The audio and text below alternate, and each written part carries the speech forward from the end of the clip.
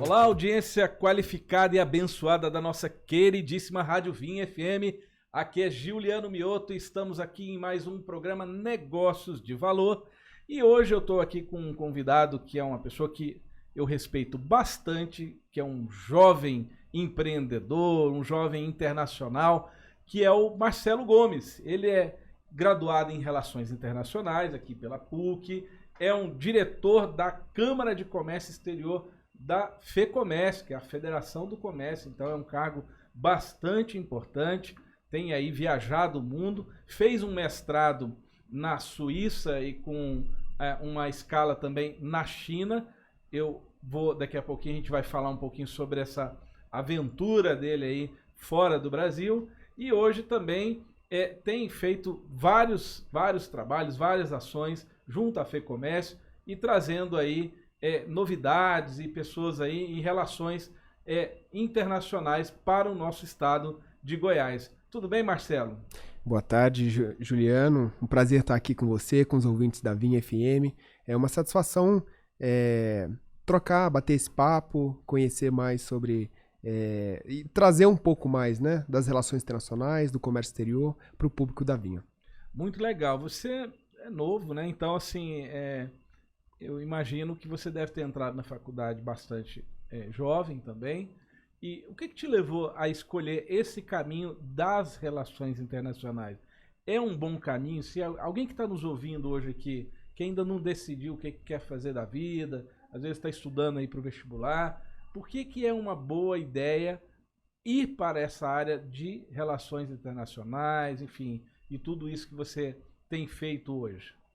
Para mim, as relações internacionais foram quase que uma vocação, né? Então, não foi uma escolha que eu precisei pensar muito. Foi muito natural. Sempre gostei muito de viajar, de línguas estrangeiras, de culturas diferentes. Então, me encontrei nas relações internacionais e encontrei nas relações internacionais eco para tudo aquilo que me interessava. Bom, eu acho que a formação em relações internacionais, aí falo eu como alguém que passou pela Federação Nacional de Estudantes de Relações Internacionais, é um curso muito generalista, né? É um curso que vai te fornecer uma visão muito ampla de diversas áreas do conhecimento. A filosofia, o direito, a história, a sociologia, a economia, a política, né? A ciência política. Muitos falam que a gente deriva, né, dessa ciência. Então, é um campo do conhecimento que vai ampliar horizontes, né? Eu vejo uma diferença muito nítida dos estudantes de relações internacionais quando eles estudam, por exemplo, o direito internacional, e os estudantes do direito. Tem uma diferença de perspectiva, né? A gente tem uma visão muito mais abrangente das coisas, até porque os eventos internacionais são muito multifacetados, né? Muito mais complexos do que só o fator político ou só o fator econômico. Então, é realmente uma graduação que poderia trazer essa base. Vou dizer que, se a gente considera a história, o curso de RI é muito novo no Brasil. O primeiro é de 64, mas a expansão realmente aconteceu no início dos anos 2000. E isso se reflete também no mercado de trabalho.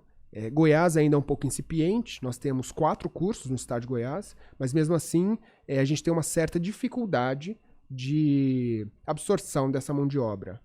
E muitas pessoas buscam a diplomacia, que é um caminho quase que natural, outras se lançam no empreendedorismo, que é uma empreitada, uma jornada muito bacana, muito interessante e que pouca gente conhece, né? E acho que o trabalho que a gente tem feito também na própria FEComércio Jovem é trazer um pouquinho disso, né?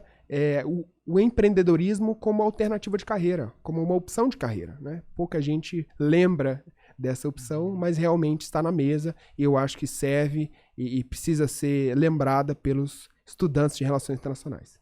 Você também faz parte da Confederação Nacional de Jovens Empresários, né? É vice-presidente da Federação Ibero-Americana.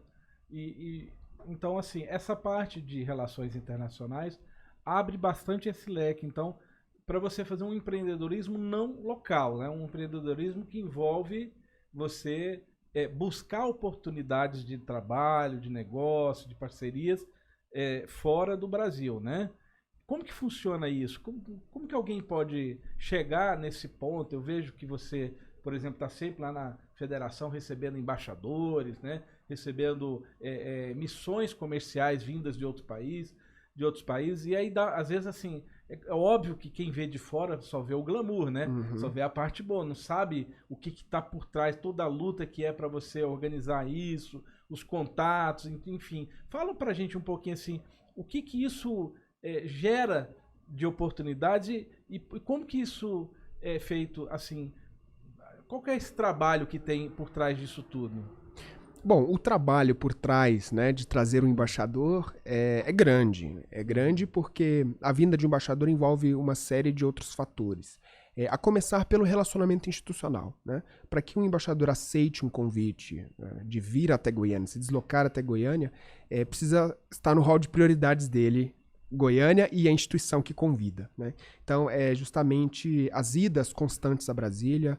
A cada semana ou no máximo a cada 15 dias eu estou em Brasília para frequentar os eventos, né, que as embaixadas promovem, para mostrar a cara, para ser lembrado, né, para levar uma mensagem da federação. Os aniversários, a gente sempre manda uma carta para os embaixadores, as celebrações de datas nacionais. Então tem todo um aparato, né, que é importante ser mantido para que essa relação flua de uma boa forma. Um trabalho de relações públicas, então. Não deixa de ser, exatamente, mas a gente envolve precisa também, né? Com absoluta certeza. Eu diria que é um pouco mais complexo porque tem os dilemas da diplomacia, né? Então tem o linguajar diplomático que precisa ser empregado, tem toda uma sutileza que precisa ser observada, né? Então existem tensões regionais, então a gente tem que ter muito cuidado nos posicionamentos, no conteúdo que é colocado nesses documentos, nas cartas públicas que nós fazemos. Então a gente precisa observar a forma como a gente atua para que a gente não crie nenhum atrito desnecessário com esses interlocutores, né? E é isso. Acredito que na diplomacia o relacionamento é fundamental. Então é justamente criar esse relacionamento, manter esse relacionamento para que a gente possa aprofundar as relações com as embaixadas, com os embaixadores, com as equipes técnicas e provavelmente com os próprios países. Nós temos sido muito bem-sucedidos e em alguns casos são mais do que outros. Um exemplo desse é a Argentina, né? No ano passado nós fizemos 3 rodadas de negócio com cerca aí de 150 empresários argentinos e brasileiros goianos participando de negociações. Empresários que você trouxe para cá ou que a gente saiu daqui e foi? Assim, você trouxe esses empresários para dentro do contexto. Obviamente, estar na Federação do Comércio também é importante, né, para isso, né? A Federação ela tem uma credibilidade muito grande, né? Inclusive com o Marcelo Baiocchi lá tem feito um trabalho fora de série, né? Um trabalho sensacional. E como que é isso, assim? O que você faz? Você põe essas pessoas para se conhecerem. E aí a pergunta de $1 milhão, obviamente, não sei se você vai querer dar a fórmula do bolo, mas como que ganha dinheiro com isso? O que faz um Relações Internacionais que ele consegue fazer isso? Tá bom, as pessoas vão fazer negócio, cada um vai ganhar dinheiro ali do seu canto. Como que as pessoas podem fazer disso uma profissão? Existem diversos modelos de negócio que podem ser aplicados. Muitas pessoas criam pequenas delegações de empresários, goianos ou brasileiros, cobram uma taxa e levam essas pessoas para conhecerem fornecedores no exterior. Como se fosse um pacote de turismo, só que de negócio. Exatamente. É um agenciamento, né, dessa conexão. Porque você precifica os contatos que esse indivíduo tem no exterior e que você não teria se não fosse o trabalho que essa pessoa se propôs a fazer. Outros formatos, no sucesso, né, de uma operação, você ganha uma porcentagem. Né? Então, por exemplo, tem um supermercado que quer trazer vinho da Argentina. Estou dando a Argentina de novo aqui de exemplo. Aliás, são vinhos ótimos. Eu mesmo sempre muito tomo bons. Vinhos argentinos. São muito bons. Então, no trazer 20, 50 mil garrafas, um percentual é adicionado para a pessoa que viabilizou o negócio. Da mesma forma na exportação, né? Se você quer vender produtos para Cuba, digamos, né? Tô dando um exemplo aqui de países sul-americanos. E que eu tenho uma boa relação, porque eu já vendi para Cuba, por exemplo. Você ganha um comissionamento em cima disso, das vendas, né? Então, na venda realizada, você pode cobrar pelo estudo, né? Qual a viabilidade econômica disso daqui? Qual a precificação que você precisa colocar? Eu quero montar um negócio em tal lugar, ou fazer uma parceria com tal... aí a pessoa te contrata para você fazer um estudo, por exemplo, de viabilidade, ou de onde que ele pode conseguir bons fornecedores. Ou bons clientes. Confiáveis, né? Ou bons clientes, né? Exatamente. Isso também envolve o trabalho que vocês desenvolvem. É o que a gente chama de inteligência de mercado. É justamente ser capaz de ler quais são os mercados interessantes para aquele produto, quem seriam os principais clientes, quais os principais canais de distribuição, e, enfim, toda a complexidade periférica envolvida, né? Registro de marca, patente, enfim, toda essa questão regulatória também. Entendi. E hoje, com muitas guerras acontecendo para todo lado, né? Conflitos, você tem aí Israel no olho do furacão de uma guerra que é ali local, mas que tem repercussões no mundo inteiro, que gera lados, né, pessoas ali, e inclusive o Brasil, né, vai tomando seus lados. Então, de certa forma, o seu trabalho também envolve identificar essas situações e evitar que o seu cliente ou as pessoas que vão buscar fazer essa internacionalização, eles caiam em armadilhas, é isso? Existe um tipo de produto, né, que é comum entre as relações internacionais, que é a análise de risco político, que é justamente fornecer para o cliente uma série de informações que antecipem possíveis eventos, né? E dessa forma, uma empresa decide ou não investir em determinado mercado. Imagine você que a Petrobras vai fazer um investimento num país X, né, sei lá, no Sudeste Asiático. Ela precisa entender todo o panorama político, econômico e geopolítico, por que não, envolvido naquela operação. Porque perdemos uma refinaria aqui recentemente para um país aqui próximo, né? Exatamente. Então, assim, é muito importante conhecer, né, profundamente a questão institucional, né, quão forte ou frágil é aquele regime político. A gente tem visto aí países africanos, né, no ano passado, diversos passaram por golpes de Estado. Como é que ficam os empreendedores que investem nesse país?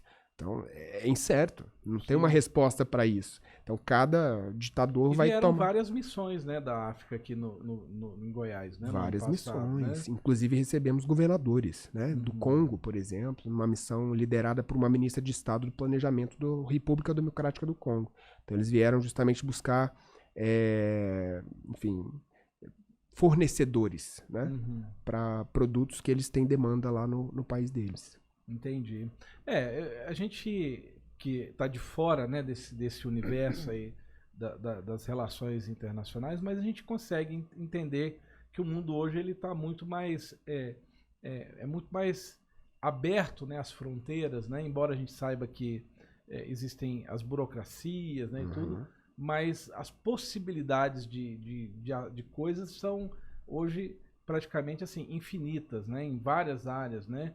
E quais são os segmentos que você tem visto assim que tem gerado mais negócios assim entre empresários goianos e outros países? Um dos carros-chefes na Federação do Comércio tem sido alimentos e bebidas, né?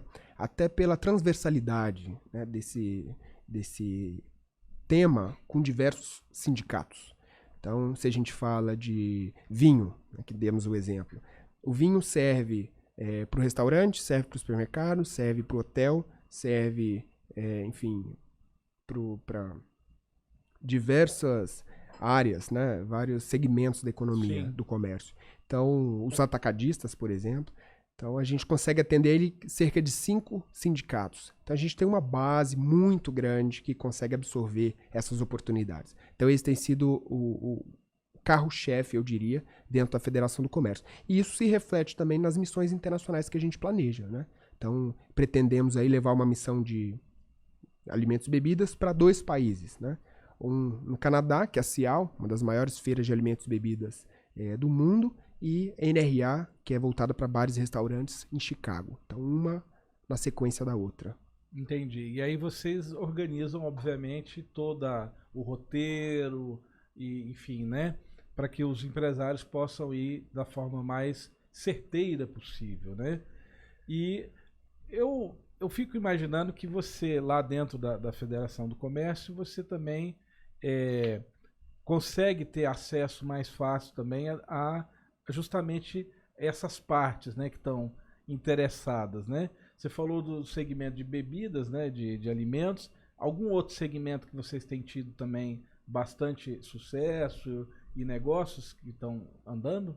Um outro segmento que a gente tem dado muita importância, muita ênfase, até como direcionamento do próprio presidente Marcelo Baiocchi, que tem feito um trabalho brilhante à frente da federação, e também na Confederação Nacional do Comércio, da qual ele é vice-presidente. O setor de tecnologia, nós entendemos que é um dos únicos, talvez, produtos, né, que o comércio consegue exportar. Porque se a gente compara com quem produz, o comércio é pouco competitivo. O comércio consegue vender, por exemplo, uma garrafa de café, uma unidade, para um cliente no exterior via o e-commerce. A gente tem essa modalidade de exportação. Mas com valor agregado e algo um pouco mais estruturado, está na exportação de serviço. E o setor de tecnologia, a gente entende que é o setor que mais consegue gerar negócios na exportação de serviço. E não é à toa que, por meio da liderança do presidente Marcelo, nós conseguimos uma cadeira, né, para a CNC dentro do Conselho Deliberativo da Apex. Então, hoje, o presidente Marcelo é responsável por criar, né, na verdade, deliberar sobre o plano de ação, né, o cronograma de atividades da Apex e o próprio orçamento.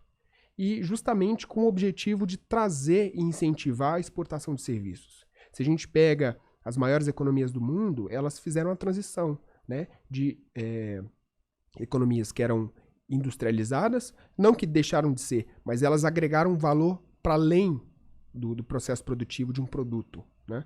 Adicionaram com design, com, enfim, a tecnologia envolvida. A gente pega os próprios celulares, né? Então, os Estados Unidos produzem os melhores celulares do mundo, são feitos, pensados nos Estados Unidos, mas muitas vezes fabricados em outros lugares. As cadeias globais de valor permitiram, né, que a própria Apple, a fábrica dela é na China, né? Exatamente. Com microchips, muitas vezes, vindas de Taiwan. Taiwan, Exato. Que é onde a China está de olho também, né? Então, realmente são muitas nuances, né? E uma das coisas também que eu vejo também, esse setor de tecnologia da informação, o Brasil também tem uma defasagem, né, de cérebros, né? Então, a boa parte dos cérebros aqui tem ido para fora, né? Porque, infelizmente, a pessoa vai para onde se paga mais, paga melhor. Não é porque nasceu aqui no Brasil que você vai morrer aqui. Então, se estão sinalizando lá fora com remunerações melhores, né, mais oportunidades, a pessoa, as mais bem qualificadas, acabam seguindo, né? E a gente precisa resolver esse desafio, né, do Brasil ter mais gente trabalhando nessa área. Bom, a gente vai agora para um breve intervalo, Marcelo, e daqui a pouquinho a gente vai voltar. Eu vou querer saber de você um pouquinho da sua experiência. Você teve alguma experiência também nas Nações Unidas, né, na Organização Mundial do Comércio. Quero entender um pouquinho desse trabalho que você fez lá fora, e também algum projeto aí que você chegou a comentar comigo também, de uma missão aí que vai para Nova York. No próximo bloco a gente fala sobre isso. Fica aí ligado aí com a gente. Se você está no YouTube, deixa aí tocando. Se estiver na rádio, deixa ligado. Daqui a pouquinho a gente volta com mais negócios de valor.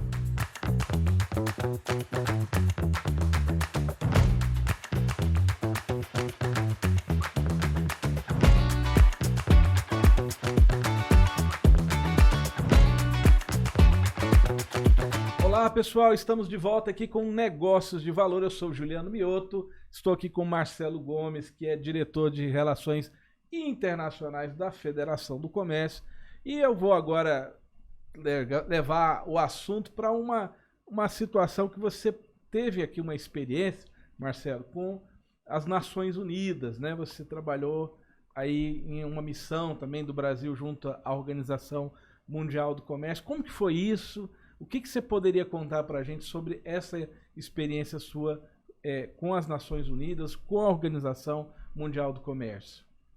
Agora voltando para fazendo uma ponte aí com quem tem interesse pelo curso de Relações Internacionais.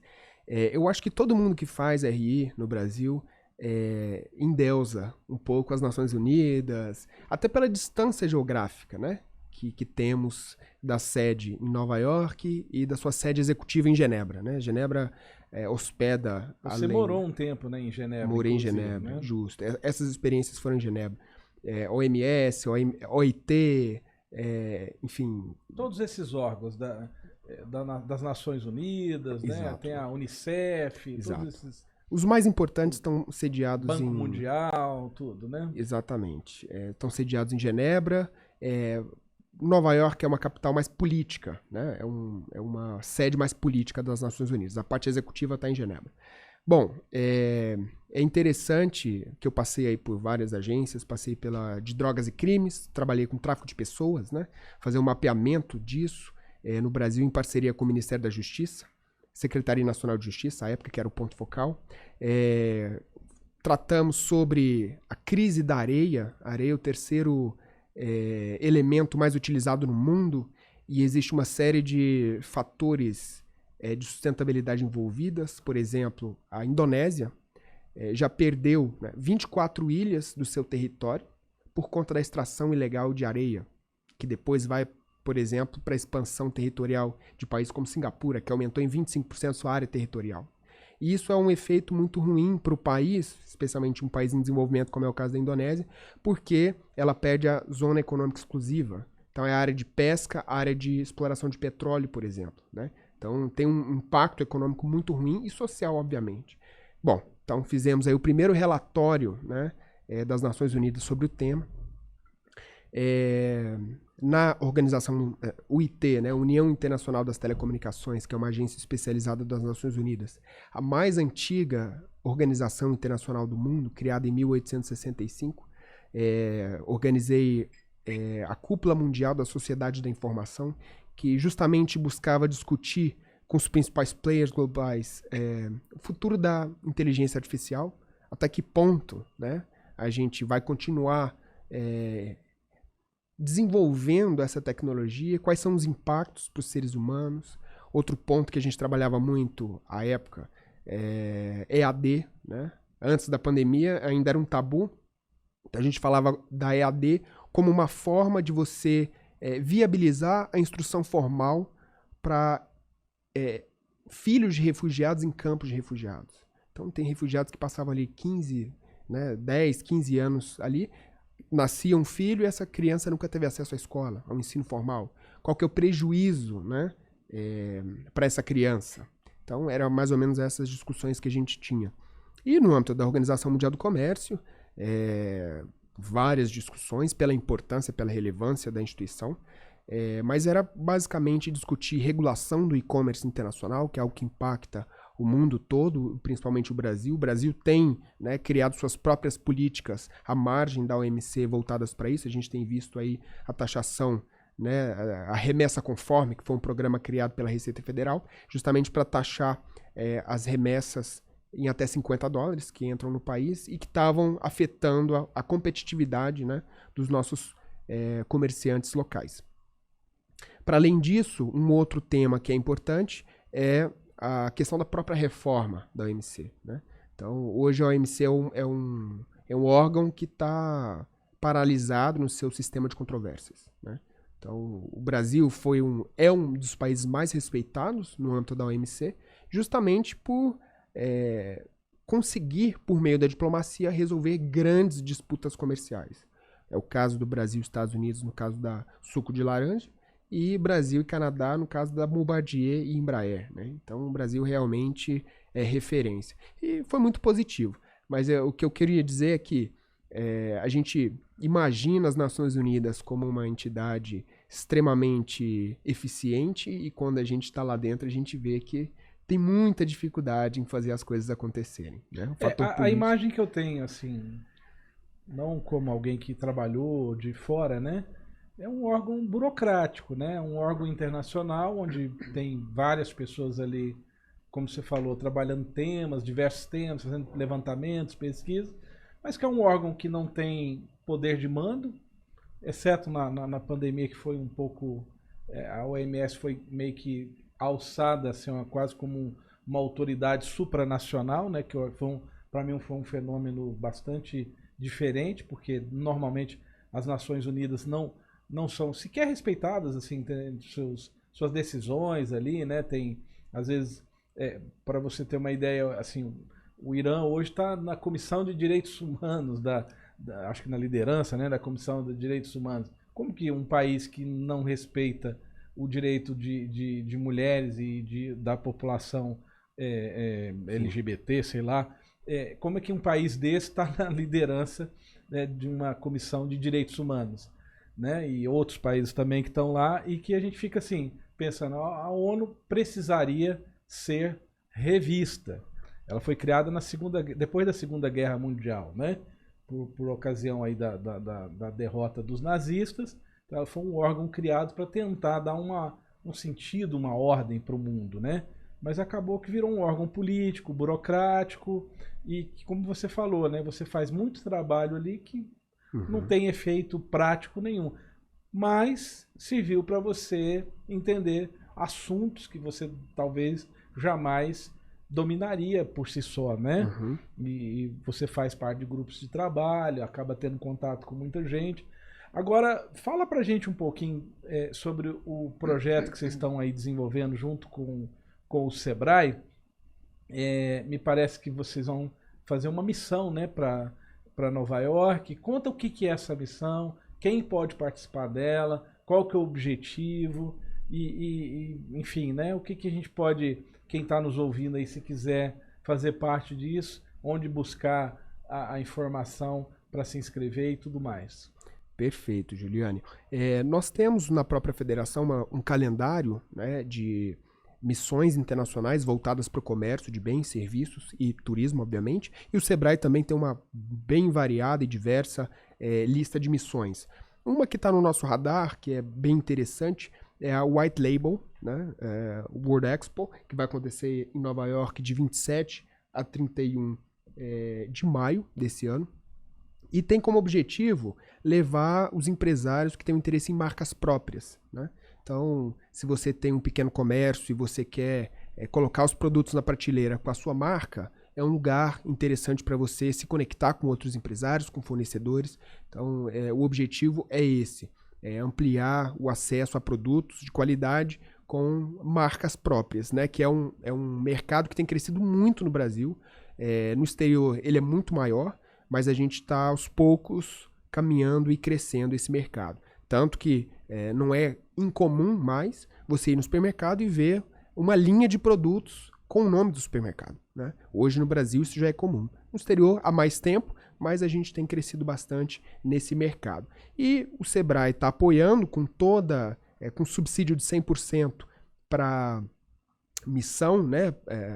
O transporte, o intérprete, o ingresso da feira, e o empresário vai ter uma contrapartida, o micro pequeno empresário, preciso dizer, a contrapartida da sua passagem e a sua hospedagem. Então algo subsidiado, obviamente, que sai muito mais barato do que ir por conta própria, e as informações estão no próprio site do Sebrae, com todo o edital. Então convido todo mundo que tiver interesse a entrar, acessar para... Então, dentro dessa perspectiva, você pode entrar no site do Sebrae, como eu já falei aqui. Se quiser ter algum contato seu ou da FEComércio, para alguém quiser saber mais também sobre o assunto, trocar uma ideia, você fica lá a maior parte do tempo, né? Com certeza. Ou em Brasília ou aqui na FEComércio. Conta pra gente aí como é que faz para conversar com você, alguém que queira saber mais detalhes sobre esse assunto. Perfeito. Bom, na federação estamos à disposição. Quando eu não estiver lá, temos uma equipe, né, da área internacional. Temos um e-mail, um endereço de e-mail, onde nós podemos ser contatados facilmente. Somos muito tranquilamente alcançáveis. Podem mandar e-mail para fecomex, FECOMEX, @fecomérciogo.org.br. E na federação, quem quiser nos visitar, estamos ali na Avenida 136, à disposição dos empresários e dos interessados. Maravilha. Marcelo, vamos partir aqui agora já para a última parte aqui do nosso programa.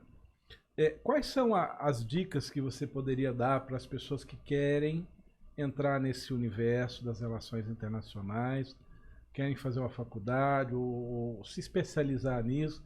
Quais caminhos assim que você poderia deixar aí para as pessoas poderem seguir um caminho e seguir aí uma carreira de sucesso como a sua, né? E como de outras pessoas que a gente tem visto aí trabalhando nesse meio. Bom, para os estudantes de relações internacionais, a dica que eu daria é aprendam outros idiomas antes da faculdade, né? Porque acho que a universidade é um espaço que você vai precisar usar esses idiomas. Por exemplo, boa parte dos textos serão em outros idiomas, inglês, algumas vezes espanhol e às vezes francês. Mas o inglês é indispensável, né? Não dá para se pensar em dialogar, né, em estabelecer intercâmbios de diversas áreas, cultural, educacional, comercial, com outros países, sem uma língua, né, em comum. Senão você vai ficar limitado à CPLP, Comunidade dos Países de Língua Portuguesa. E eu acho que limita bastante a atuação. Então, a primeira dica seria essa para os alunos de RI. E para todos os profissionais. Então, indo para além disso, uma dica que eu dou para todo mundo é que tenha em mente, quando ingressar na universidade, que você é profissional desde o primeiro dia, né? Não se entenda na condição de estudante como alguém que está longe de ser um profissional. Alguém que vai se tornar profissional depois que finalizar o curso de graduação. Não. No primeiro dia, os professores já reparam em você, os seus colegas já reparam em você. E a forma como você interage com seus colegas, com seus professores, muitas vezes abre ou fecha portas ao final da graduação. As pessoas esquecem que os pares, né, quem estuda com elas, amanhã estará no mercado também. E tem a opção de abrir uma vaga ou fechar uma vaga para um determinado colega. Então, ter isso em mente é muito importante. Então, façam cartões de visita, se entendam como profissionais em formação, não estudantes. Vocês são profissionais em formação. Então, participem de eventos, estabeleçam contatos, façam viagens, participem dos congressos, façam amizades, se engajem nos projetos extracurriculares, né? Eu posso dizer na minha experiência que foram fundamentais, né? Conheci muita gente. Por exemplo, eu conversava no carro com a Joelma, a querida Joelma, sobre a questão do Equador, né? Eu sou uma pessoa que conhece o embaixador do Brasil no Equador da época que eu era estudante. Ele era assessor do Michel Temer quando ele era vice-presidente da República. Depois foi chefe do cerimonial da presidência da República. Depois o reencontrei como embaixador do Brasil na Espanha e agora embaixador do Brasil no Equador. Então, você tem a oportunidade de estabelecer contatos que depois você vai levar para a vida, né? Então, não espere você se formar para começar esse processo. Inicie desde o primeiro dia na graduação.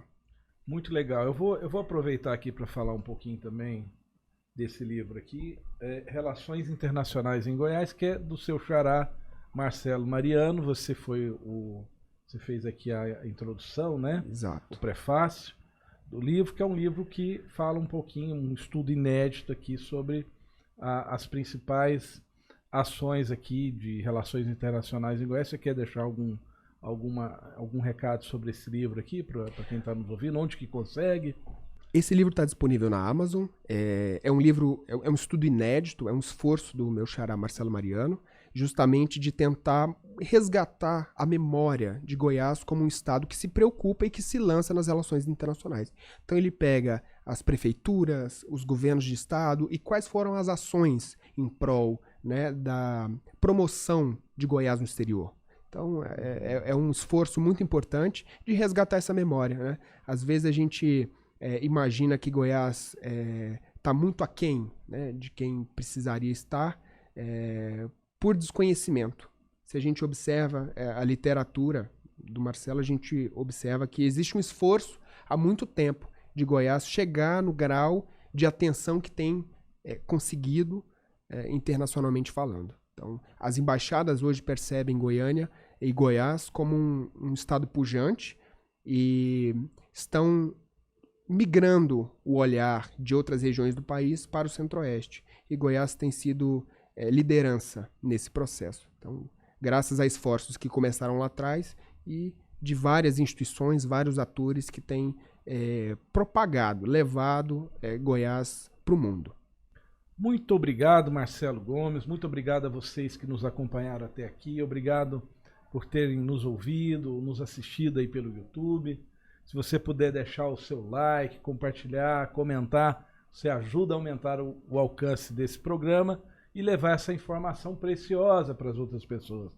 O que o Marcelo fez aqui hoje foi dar uma aula de como que você pode, desde jovem, desde muito jovem, ter um objetivo bem claro na sua carreira, na sua vida, nos seus negócios, e esses bons princípios que ele sempre adotou aí, esses bons valores, né? Porque o programa é Negócios de Valor, e esses bons valores que ele tem adotado na carreira dele, no procedimento dele e na forma como ele tem trabalhado, tem levado ele para muitos lugares. E você também pode ir muito longe se você também prestar atenção nisso. Grande abraço e até o próximo Negócios de Valor.